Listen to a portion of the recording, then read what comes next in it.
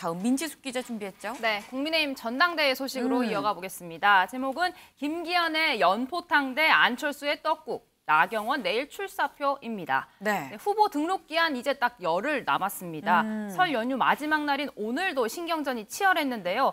먼저 출사표를 던진 김기현 의원과 안철수 의원, 오늘 낮 12시 같은 시간대에 같은 여의도, 네. 그리 멀지 않은 두 개의 식당에서 각각 오찬 간담회를 열었습니다. 네. 먼저 연대와 포용을 강조한 김기현 의원 기자들에게 실제로 연포탕을 대접했다고 하는데요. 네. 현장 영상으로 보고 오시죠. 오늘 식사 메뉴는 연포탕으로 준비를 했습니다. 나름대로 의미가 담겨 있는 그런 메시지라고 저는 말씀드리고 싶은데, 중도 외인으로 더 넓히기 위한 확장성이 필요하다. 그것이 내년 총선을 앞두고 있는 우리 당의 가장 중요한 전략이 되어야 된다고 생각합니다. 그래서 연대와 포용과 탕평을 통해서 정통성 뿌리를 잘 지키되 더 넓은 곳으로 나아갈 수 있도록 우리 당을 이끌어야 되겠다. 네, 김기현 의원 연포탕을 먹는 동안 이 여의도 근처 안철수 의원은 이 떡국을 먹었습니다. 이 북한 이탈 주민들과 함께 오찬을 가졌는데요. 이 현장 역시 영상으로 보고 오시죠. 탈북민에 대한 그런 관심들이라든지 또는 뭐 북한 인권에 대한 그런 언급조차도 회피를 했었던 그런 지난 5년이었습니다.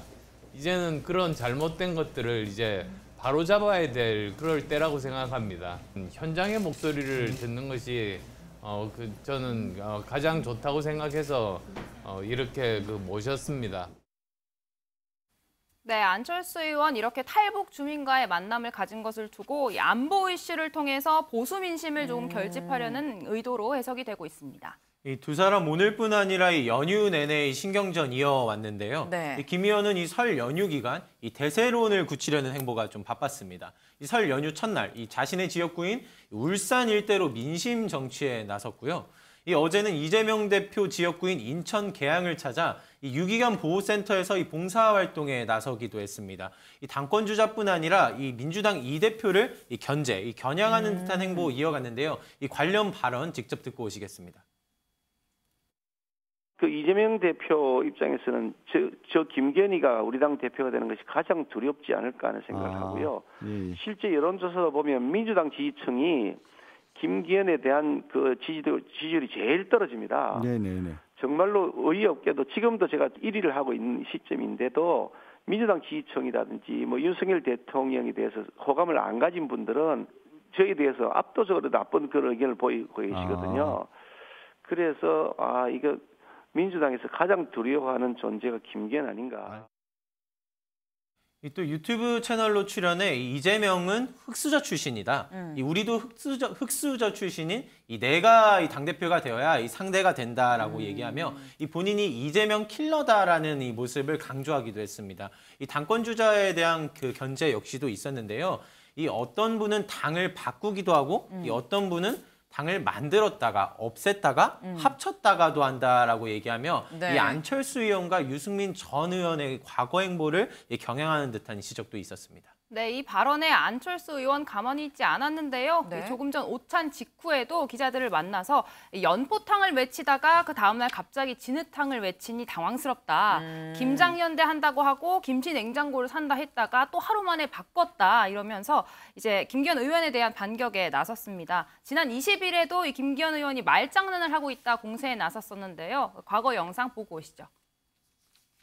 무슨 김치간, 김장연대, 뭐라고 하더라, 연포탕. 예. 이런 말장난 자체가 국민들에게 굉장히 큰 신뢰라고 생각합니다. 신뢰다. 당내 보면 공천에 대한 공포 분위기 때문에 함부로 이렇게 다른 의원들에게 다가가지 못하고 있는 그런 분위기들이 실제로 있거든요. 이런 분위기 누가 만들었습니까? 그건 김기현 의원이 만든 거거든요.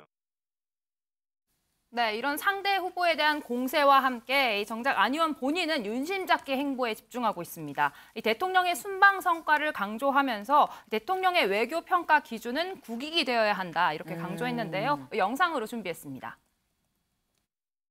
UAE 300억 달러 유치한 거 엄청난 일 아니겠습니까? 거기다가 또 원전과 청정에너지 뭐 추가 협력까지도 우리가 얻어냈으니까 이런 그 긍정적인 부분들 그래서 과보다는 공이 훨씬 큰 그런 외교입니다. 그래서 이 조그만 그런 것을 두고 민주당에서 이 외교 성과를 폄하하는 것은 좀 부당하다. 네, 지금 뭐 김기현 의원 행보가 굉장히 지금 약간 광폭입니다. 일단 안쪽으로는 연포탕을 얘기를 하면서 외부로는 또 이재명 대표의 대항마를 얘기를 하고 반대로 안철수 의원은 또 윤심, 나도 윤심에서 뭐 나와 난 반윤 아니야 라는 얘기를 지금 적극적으로 지금 호소를 하니까 전략 아닌 전략을 펼치고 있는 것 같은데 근데 김기현 의원 지금 보니까 강재묵 기자 최근엔 대구까지 가서 홍준표 시장을 만났더라고요. 그렇습니다. 지난 19일인데요. 이 연휴를 앞둔 이 목요일이었습니다. 이 홍준표 시장과 비공개 회동을 가졌는데 이 자리에서 이 홍 시장은 이 총선 승리를 위해 반드시 이 당내 통합을 이뤄달라라고 당부했습니다. 이 오늘 김기현 의원 역시도 이 직접 둘 사이 만남을 언급했는데요. 네. 이 홍준표 시장과 여러 차례 만남을 가졌다며 이 홍 시장이 당의 뿌리를 같이 해온 만큼 이 의미가 있었다라는 내용을 전하기도 했습니다. 이 최근 연일 나 전 의원 저격수 역할을 자처하고 있는 홍준표 시장이죠.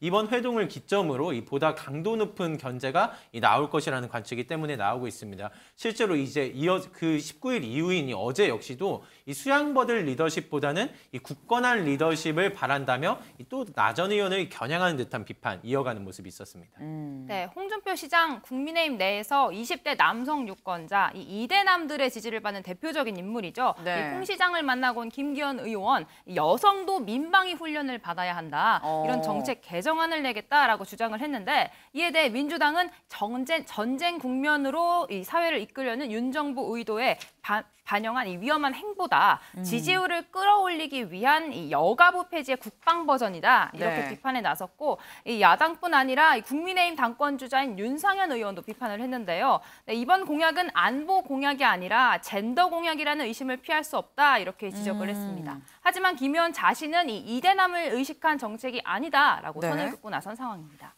김준일 대표님, 네. 지금 김기현 의원은 나는 이거 이대남을 의식한 게 아니다라고 지금 얘기를 했거든요. 그 이대남 겨냥일까요? 아닐까요? 뭐 굳이 꼭 이대남으로 한정 지을 필요는 없을 것 같고요. 네. 그러니까 여성의 군사교육이나 여성도 뭐 민방위를 받아야 된다라는 주장은 굉장히 많은 특히 이제 좀 비교적 젊은 층에 한 네. 40대까지도 굉장히 있었어요. 왜 그러냐면은 그러니까 소위 말하는 무임승차론이죠. 여성들은 군대 안 가고 무임승차하고 있다 이런 정서들이 있는 건 사실입니다. 남성들한테. 네. 다만 저는 이제 말씀드리고 싶은 게 군사 기본 훈련이 이게 처음 나온 게 아니라 작년부터 얘기를 했어요. 김기현 의원이. 네. 이미 그런데 그럼 어떤 식으로 군사 교육 훈련을 할 것인가에 대해서 좀 이런 식으로 툭툭 던지지 말고 좀 구체적으로 얘기를 했으면 좋겠어요.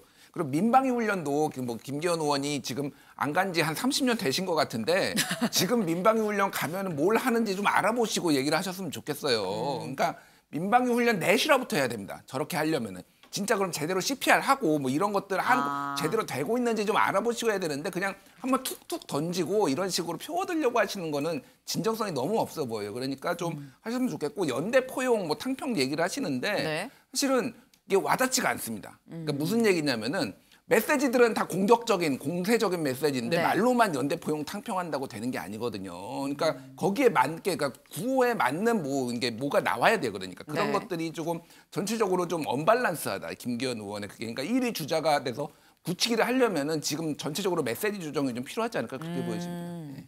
그러니까 이 여성도 민방위 훈련을 받아야 된다는 얘기는 사실 작년부터 꾸준하게 얘기를 했기 때문에 그 의도는 뭐 충분히 알고 진정성이 있지만 이제는 좀 더 디테일하게 명확하게 좀 얘기를 할 필요가 있다. 좀 구체적인 이 제안이 필요하다라는 말씀을 주셨습니다. 그런데 아마 시청자분들 오늘 저희 프레스룸 보시면서 아니 왜 국민의힘 전당대회 김기현하고 안철수 얘기만 하는 거야. 설 연휴 전까지 이 사람 얘기 주구장창 했었던 거 아니야 라고 생각을 하실 수 있을 것 같은데요. 바로 이 나경원 전 의원. 연휴 동안 지난 금요일에 저희 프레스룸이 끝난 다음에 윤석열 대통령한테 또 사과의 메시지를 보냈었습니다. 그 모습 잠깐 같이 보고 오실까요? 대통령님께의 본의가 아니었다라고 말한 부분은 저의 불찰이었고 이 부분에 대해서는 사과드립니다. 우리 사랑하는 당원 동지 여러분들께서 걱정하시는 것에 대해서는 송구함을 다시 한번 표시합니다. 네, 지금 연휴가 시작되기 직전 저녁에 지금 저렇게 사과 메시지를 내놨습니다. 민지숙 기자. 네. 지금 그 이후에 뭔가 좀 더 진전이 있었을까요? 네, 연휴 기간 내내 나 전 의원 공식 일정은 없었습니다. 네. 이 새해 인사 짤막하게 SNS에 올리기만 했는데요. 오늘 입장 발표를 한다라는 소식이 오늘 오전 보도가 나왔지만 이 네. 사실이 아니었습니다. 근데 조금 전 들어온 소식으로 나경원 전 의원 내일 오전 11시에 네. 전당대회 관련해서 직접 입장을 밝히겠다 속보가 들어왔습니다. 국민의힘 당사에서 발표를 할 예정이다라고 하는데요. 네. 나 전 의원 전당대회 관련 입장을 정리하기 위해서인지 설 연휴 기간 동안 이회창 전 총재를 만났다라는 소식도 전해졌습니다. 두 사람의 인연 2002년도 당시 이 한나라당 이회창 대선 후보의 특보로 나경원 전 의원이 정치에 입문한 인연이 있습니다. 네. 이런 나 전 의원의 행복이 알려지자 김기현 의원도 오늘 나도 이회창에게 전화나 연락을 드려서 자문을 구한 바가 있다 이렇게 은근한 경쟁 구도를 드러내기도 했습니다. 이현정 위원님. 이회창 전 총재가 나가라라고 얘기를 한 걸까요? 내일 입장 발표 출마 선언 어떻게 보십니까? 소신대로 해라 이렇게 말씀을 하시지 않았겠습니까? 아마 나경원 전 의원이 이제 정계 입문을 이회창 당시 총재 특보로 정계 입문을 했거든요. 네. 그러니까 자신의 정치의 어떤 출발점에 있는 사람 그걸 만났다는 데 저는 의미가 있는 것 같아요. 왜냐하면 자신의 어떤 정치의 어떤 여정들을 쭉 살펴본다라고 이야기를 했지 않습니까? 네. 그렇다면 전 출발, 즉 초심으로 돌아간다는 그런 측면이 있는 것이고, 뭐 그리고 또 특히 내일 이제 중앙당사에서 이제 기자회견을 한다는 걸 보면 네. 일단 출마하는 쪽으로 마음이 굳어진 것 같습니다. 출마하는 쪽으로 마음이 굳어진 것 같고, 현재 이 사실 나경원 전 의원 입장에서는 아마 출마를 하지 않았으면 지난번에 윤석열 대통령한테 사과 메시지를 할 때, 네. 그때 아마 이제 백의종군을 하겠다는 뭐 이런 입장을 표명하는 게 이제 순서였는데 그날 하지 않았어요. 네. 그래서 이제 아마 이런 출마 쪽으로 거의 마음이 굳힌 것 같다라는 생각이고, 뭐 저는 이 나경원 전 의원이 이미 오래전부터 출마를 생각하고 움직였던 게 아닌가라는 생각이 들어요.